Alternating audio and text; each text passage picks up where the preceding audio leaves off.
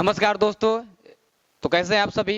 हम उम्मीद करते होंगे अच्छे होंगे और अपने पढ़ाई में ध्यान लगाए हुए होंगे। तो चलिए आज के टॉपिक है विज्ञान क्लास 10th का जो केमिस्ट्री आपका चैप्टर है, जिस चैप्टर का नाम है ठीक है तत्वों का आवर्त वर्गीकरण।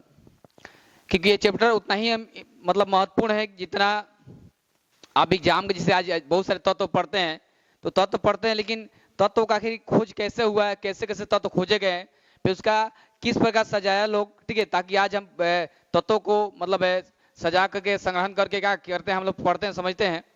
क्योंकि तत्व ऐसे तो बहुत से देखिए तत्व जैसे जैसे खोज होता जाए ऐसे जैसे क्या होगा आपका उसका वर्गीकरण करने का प्रयास किया गया। क्योंकि आज जो हम तत्व पढ़ते हैं ठीक है मोसले नामक वैज्ञानिक का तत्व पढ़ते हैं, जिस प्रकार पूरा 118 जो तत्व हैं उनको सजाने के पूरा दिया गया, 4 खंडों में बांट दिया गया उसको, तो वो चीज पढ़ते हैं। लेकिन इसका इतिहास समझने का प्रयास हम करेंगे, कैसे कैसे तत्व खोजा गया और खोजने में किनका इनका ज्यादा महत्वपूर्ण योगदान था। ये हम चार चीजों को समझेंगे इस चैप्टर में, क्योंकि इस चैप्टर बहुत ही शानदार चैप्टर आपका।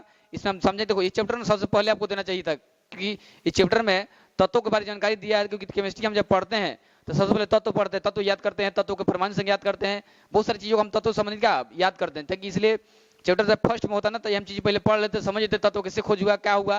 क्योंकि ये चीज पढ़ने के बाद हम जब पढ़ते हैं तत्वों को तो हमको और का ढंग से क्या समझ में आता है। तो इस चीज में हम समझेंगे कि तत्व कैसे खोज हुआ, कौन कौन साइंटिस्ट थे अब जो अपना योगदान दिए, किस साइंटिस्ट समय कितने तत्व थे और उन्होंने किस प्रकार अपने नियम को दिया समझाया, ताकि आज जो हम धीरे धीरे तत्व पढ़ रहे हैं फिर उनका नियम कैसे फेल हुआ क्या हुआ, सारी चीज हम समझना इस पार्ट में समझना है। ठीक है, देखिए पार्ट चैप्टर, देखिए चैप्टर का नाम क्या है, चैप्टर का नाम आपका है, चैप्टर का नाम है तत्वों के आवर्त वर्गीकरण। अर्थात हम तत्वों कैसे सजाते हैं, क्योंकि देखिए बहुत से सजाने तरीका होता है ना कि कोई भी चीज हमको वर्गीकरण करना, वर्गीकरण मतलब लगा होता है कि एक तरह से बांटना। जिसे बहुत सारे विज्ञान के किताब है, विज्ञान किताब जैसे विज्ञान किताब बांटना है, विज्ञान में 3 किताब होते हैं, फिजिक्स बायो केमिस्ट्री। तो तीनों विज्ञान के संबंधी का हम तीनों विज्ञान के स्वरूप रख लेंगे। भाषा किताब बांटना, भाषा को अलग बांट लेंगे, हिंदी संस्कृत इंग्लिश इस तरह से बांट लेंगे। तो ऐसे किताबों जब एसएसटी में अलग से बुक है तो एसएसटी का हमका अलग अलग का सजा लिए बुक को। तो ऐसे वर्गीकरण करना मतलब एक ही जो तत्व मतलब ऐसे बोल सकते एक ही जो तरह के का होते हैं, एक ही तरह के जो व्यवहार करते हैं उनको एक साथ रखना, ठीक है, एक साथ ना समूह रूप में रखना, उसको हम क्या कहते हैं वर्गीकरण कहते हैं। ठीक है, अब यहाँ पे समझना ये है पाठ में कि पाठ में सबसे पहले समझना इस पाठ में जो पाठ आपका अध्ययन ना चैप्टर 5 है आपका केमिस्ट्री का, उस पाठ को समझना है कि इसमें तत्वों का इतिहास कर रहा होगा। क्योंकि जिस समय तत्व खोजे बहुत शानदार टॉपिक है, समझिए इसलिए आपका बहुत सारे फेमस है आपका यहाँ पे एक फेमस है डोबेराइनर त्रिक। ये जो डोबेराइनर त्रिक है ना इससे क्वेश्चन बहुत पूछे जाते हैं आपका, इसलिए बहुत जरूरी है चैप्टर में, ठीक है, सब्जेक्ट पढ़ना इसको डोबेराइनर त्रिक को, इसलिए वीडियो में बने रहना बहुत जरूरी है। और तब मजा आएगा कैसे वीडियो पढ़ने से सब समझ में आएगा कैसे तत्व खोजा गया था। अब देखिए जो डोबेराइनर है ना, तो जो डोबेराइनर है डोबेराइनर के समय जो तत्व ज्ञात थे वो कितने तत्व थे, 30 तत्व थे। ठीक है, कितना तत्व थे, 30 तत्व। मतलब डोबेराइनर के समय केवल ना 30 तत्व ही क्या थे, ज्ञात थे। जब इन्होंने तत्वों को सजाने का प्रयास किया उस समय केवल केवल कितना तत्व ज्ञात थे, केवल केवल 30 तत्व ज्ञात थे। अब 30 तत्वों को इन्होंने क्या किया, सजाने का प्रयास किया, पूरा अथक मेहनत किया इन्होंने सजाने का। अब देखो तत्वों को सजाने का जो आधार बनाया, आधार क्या था इनका, तो आधार क्या था हम बताने का प्रयास करते थे कि इनका जो आधार था तत्वों को सजाने का, ठीक है, आधार क्या था, आधार, ठीक है, तत्वों को बोलते तत्वों को, ठीक है, तत्वों को सजाने का आधार, तत्वों को सजाने का आधार माने आधार मतलब कहने का मतलब किस आधार पर तत्वों को सजाए थे ये हमको जानना है। क्योंकि कोई ना कोई आधार माने होंगे तत्वों को सजाने के लिए। तो देखिए इनका जो आधार था तत्वों को सजाने का, उस आधार क्या था, आधार था, ठीक है, वो आधार था बढ़ते हुए परमाणु भार। क्या था, बढ़ते हुए, ठीक है, बढ़ते हुए परमाणु भार। क्या था, बढ़ते हुए परमाणु भार। परमाणु भार को कहिए क्या, परमाणु द्रव्यमान कहिए। तो बढ़ते हुए ना परमाणु भार के अनुसार क्या किया, तत्वों को इन्होंने क्या सजाया, ठीक है, और सजाने के बाद देखा कि जो तत्व है जब हम उसको बढ़ते हुए परमाणु ना आधार पर क्या करते हैं, मतलब जो भार के आधार पर हम क्या तत्वों को सजाते हैं एक एक कर करके।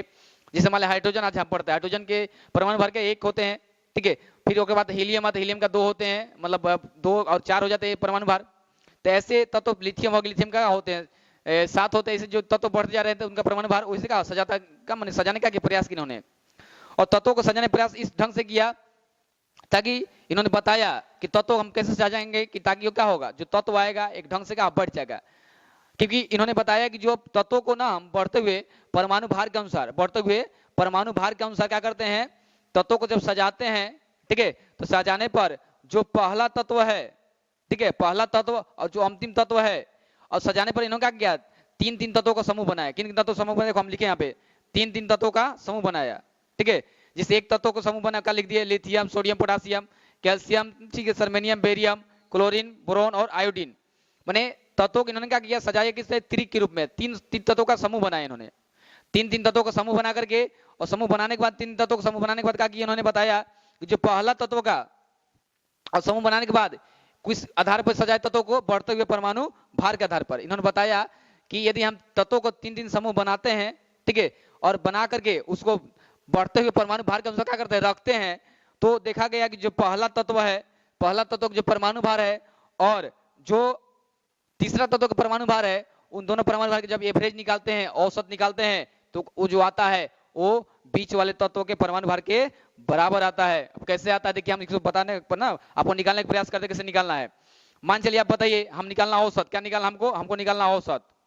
तो मान लीजिए हमको औसत निकालना है, तो औसत कैसे निकालते हैं, हम कैसे निकालते हैं, औसत इसका लेना है, ठीक है, लिथियम का परमाणु भार लेना है, प्लस किसका लेना है, पोटेशियम का, और इसको परमाणु क्या करना है, दो से भाग करना है। देखिए औसत निकालने पर देखो औसत देखिए, लिथियम का परमाणु भार कितना होता है सर, तो लिथियम परमाणु भार होता है 7, कितना होता है 7। अब पोटेशियम जो होता है, ठीक है, पोटेशियम का परमाणु भार कितना होता है, तो पोटेशियम परमाणु जो होता है आपका होता है 39, कितना होता है 39 होता है पोटेशियम का परमाणु भार। अब इसको क्या कहते हैं, दो से फिर भाग करेंगे जोड़ करके, अब जोड़ेंगे, जोड़ने के बाद कितना आएगा 46 आएगा, क्या आएगा 46, कितना आएगा 46 आएगा, 46 बटा में देखो कितना है 2, अब इसको कटा देंगे तो कितना आ जाएगा हमारा, आ जाएगा 23, कितना आ जाएगा 23। ये जो 23 है, 23 कितना परमाणु भार होता है, 23 होता है सोडियम का परमाणु भार होता है। तो इस प्रकार ने क्या किया, तत्वों को सजाने का प्रयास किया, बड़ा मजा, मतलब बहुत ही शानदार तरीके से तत्वों को सजाने का प्रयास किया था उन्होंने। लेकिन फिर भी इनका जो नियम था, नियम का हो गया, गलत हो गया। क्यों गलत हो गया ये समझिएगा, हम बहुत ही शानदार आप तरीके से समझाने का प्रयास करते हैं। अब देखिए इन्होंने, ये तो हम समझे कि इन्होंने जो सजाने का तरीका अपनाया, कौन सा तरीका अपनाया, बढ़ते हुए परमाणु भार के अनुसार, बढ़ते हुए परमाणु भार के अनुसार, कि जब तत्व का जब क्या करते हैं परमाणु भार जब बढ़ता है, बढ़ते हुए ना क्या करते हैं हम, जब उसको एक क्रम में सजाते हैं, और क्रम में सजाने पर तीन तीन समूह बनाए इन्होंने, कितना बनाया, तीन तीन समूह बनाए, तीन तीन तत्वों का समूह बनाया। और बनाने के बाद तत्वों का किए, पहला तत्व का परमाणु भार और आखिरी तत्व ना तीसरा तत्व का परमाणु भार, उन दोनों के जब का एवरेज निकाले, तो एवरेज निकालने पर जो आया वो का आया, जो बीच वाले तत्व था उसके परमाणु भार के बराबर आया। इन्होंने कहा कि लगभग बराबर आया, दिखा गया पूरा बराबर, देखो इसका तो बराबर आएगा, लेकिन इसका कीजिएगा तो लगभग आपका क्या आएगा, बराबर आएगा, ऐसे इन्होंने क्या बताया।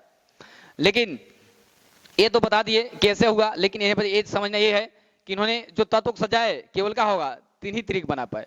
एक तो ये वाला एक त्रिक हो गया, ये वाला 2, एक 3, केवल तीन ही त्रिक बना पाए। इनका डिमेरिट यही था, इनका कमी यही था कि इन्होंने तत्वों को सजाने प्रयास किया, लेकिन क्या होगा, तीन ही का हो गया समूह बनाए, तीन ही त्रिक बनाए। इसलिए इनका आता है कि इनकी गलतियां क्या थी, इनके विसंगतियां क्या थी, मतलब इन्होंने कौन सा कमी थी इनके, जो तत्वों को सजाने में कौन सा कमी कर दिए जिससे इनका तत्व का सज नहीं पाया, जो 30 तत्व ज्ञात था। तो कमी में लिखाएगा सर, कमी में क्या लिखाएगा, हम यहाँ कमी में लिखेंगे, कमी क्या था, ठीक है, तो कमियां में क्या होगा कि केवल क्या लिखेंगे, केवल केवल, ठीक है, यहाँ लिखेंगे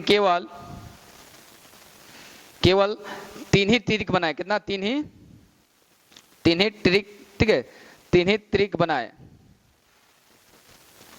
कमी लिखाएगा, जो डोबेराइनर थे केवल क्या बनाया, तीन ही त्रिक बनाए, यही का इनका कमी था, क्योंकि आगे त्रिक बन ही नहीं पाया। जो इन्होंने सजाने का, जिस नियम को सजाने का प्रयास किया, जिस नियम से, उस नियम से केवल का तीन ही त्रिक बन पाया, उसके बाद अगला त्रिक नहीं बन पाया। इसलिए यही इनका कमी हो गया कि इन्होंने जो सजाया 30 तत्वों में से केवल का होगा तीन ही त्रिक बनाए, इनका यही का कमी था।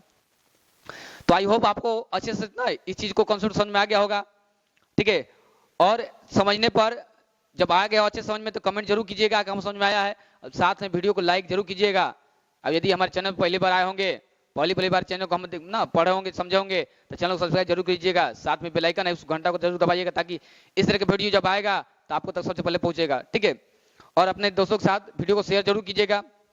बाकी हम इस चैप्टर का जो भी टॉपिक है हम, ठीक है, ये हम छोटा वीडियो बनाने के प्रयास, बड़ा जब वीडियो बनाएगा आपको समझने ना पढ़ने में दिक्कत होगा, हम टॉपिक वाइज बनाएंगे। जैसे मान एक तो पढ़ लें हम किसका, ये पढ़ लें डोबेराइनर के त्रिक के बारे में, अगला हम पढ़ेंगे न्यूलैंड्स के अष्टक सिद्धांत पढ़ेंगे, और बहुत शानदार टॉपिक है। फिर हम लोग पढ़ेंगे गेरिबाल्ड पढ़ेंगे किसका, ठीक है, ल्यूरेंस के बाद का मेंडल पे आते हैं, मेंडल के पढ़ेंगे, फिर मोजले पढ़ेंगे, बहुत सारे अलग टॉपिक हम टॉपिक वाइज करेंगे, क्योंकि एक ही चैप्टर पढ़ेंगे ना तो नेल नहीं हो जाता है, समझिए। तो अलग अलग मतलब चीजों को पढ़िएगा, जैसे अलग अलग साइंटिस्ट वहाँ पे आते हैं तो क्या होगा, पढ़ने में सब दिक्कत होता है, समझने में दिक्कत होता है, इसलिए हम एक टॉपिक पकड़े हैं। पहला क्या थे, डोब्रेनर के तरीके पकड़े हैं, फिर अगला में हम लेंगे न्यूलैंड्स का अर्थ सिद्धांत लेंगे, ऐसे लेंगे चैप्टर को ना। तब ऐसे जब टॉपिक हम माने टॉपिक वाइज पर जब पढ़िएगा कम मतलब समय में, तो क्या होगा, बहुत अच्छे से क्या पढ़ने में मजा आएगा और बहुत अच्छे से हमको समझ में आएगा, ठीक है। तो वीडियो कैसा लगा कमेंट बॉक्स जरूर बताना आपको, साथ में चैनल को क्या करना, सब्सक्राइब कर लेना है, ठीक है। बाकी हम लोग चलते हैं, अगले वीडियो में मिलेंगे फिर से, तब तक के लिए।